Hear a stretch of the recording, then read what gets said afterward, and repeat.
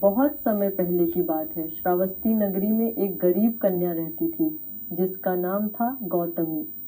गौतमी का नाम शाह गौतमी भी था क्योंकि वह हमेशा काम करते करते जल्दी थक जाती थी। गौतमी गरीब थी लेकिन उसकी आंखों में सपने थे। एक दिन उसकी शादी हो गई और उसे एक प्यारा सा बेटा हुआ। बेटा होते ही उसका सम्मान बढ़ा, लेकिन खुशियां ज्यादा देर नहीं टिक पाईं। गौतमी के बेटे का स्वास्थ्य अचानक खराब हो गया और वह बीमार पड़ने लगा। एक दिन वह शिशु मृत्यु के आगोश में समा गया। गौतमी के दिल में एक गहरा दुख छा गया। वह खुद को जैसे खो बैठी थी। गौतमी के दिल में एक ही सवाल था, क्यों मेरे साथ ऐसा हुआ? उसने देखा जब उसका बेटा स्वस्थ था तो लोग उसका आदर करते थे, लेकिन अब वह अकेली पड़ गई थी। अब उसके पास सिर्फ एक यादें और एक मृत शरीर। गौतमी ने अपने मृत बेटे को गोद में लिया और शहर के घर घर में दवा मांगने गई ताकि वह उसे ठीक कर सके। लोग ताली बजाकर हंसते हुए कहते, पगली, क्या मरे हुए को भी कोई दवा दे सकता है?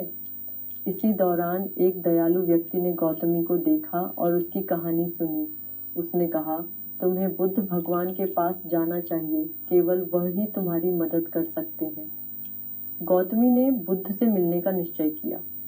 वह अपने मृत बेटे को गोद में लेकर बुद्ध के पास पहुंची। वह बहुत विनम्रता से बोली, महाराज, मेरे बेटे को जीवित कर दीजिए, उसे ठीक कर दीजिए। बुद्ध भगवान ने उसे शांतिपूर्वक देखा और कहा, गौतमी, तुम्हारा शोक प्राकृतिक है, लेकिन मैं तुम्हारी मदद कर सकता हूँ। तुम इस नगर से एक घर ढूंढो जहाँ किसी की मृत्यु न हुई हो। वहां से राई के दाने लेकर मेरे पास आओ, फिर मैं तुम्हारे बेटे को ठीक कर दूंगा। गौतमी ने सोचा, ये तो बहुत आसान काम है।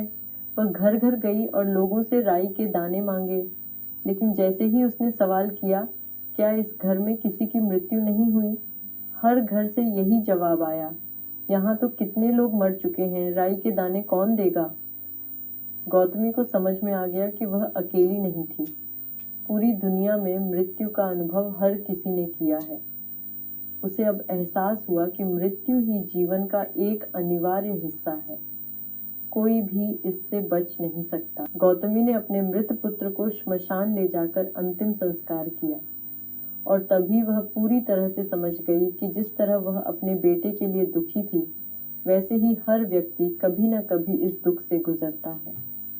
गौतमी बुद्ध के पास लौटी और शांति से बोली, महाराज, मैंने राई के दाने नहीं पाए, लेकिन मैंने सच्चाई को समझ लिया। मृत्यु जीवन का हिस्सा है और इस दुख को हम सभी को सहना होता है।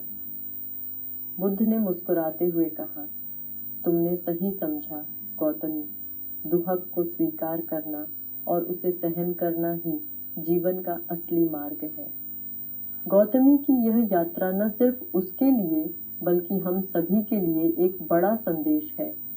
जीवन में कभी न कभी हमें दुखों का सामना करना पड़ता है, लेकिन सच्ची शांति तब मिलती है जब हम इस दुख को स्वीकार करते हैं और उससे सीखते हैं।